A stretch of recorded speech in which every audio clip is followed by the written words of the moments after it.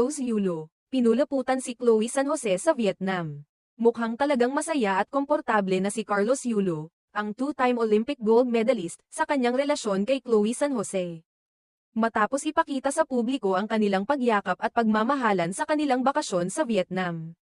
Noong Huwebes ika-20 ng Pebrero taong 2025. Nagbahagi sina Kaloy at Chloe ng 4 na larawan sa kanilang Instagram na nagpapakita ng kanilang magkasamang pagyakap at masayang mga sandali habang magkasama sa nasabing trip. Sa mga larawan, makikita ang matamis na paghawak at yakap ni Kaloy kay Chloe, na tila nagpapakita ng kanilang malalim na pagmamahalan. Sa caption ng post ni Chloe, isinulat niyang, "Love, laughter, and more pics from Vietnam," na nagbibigay ng magandang mensahe ng kasiyahan at pagmamahal na kanilang nararanasan sa bawat sandali ng kanilang bakasyon. Bukod pa rito, tila naging espesyal din ang trip na ito para sa kanila dahil sa kanilang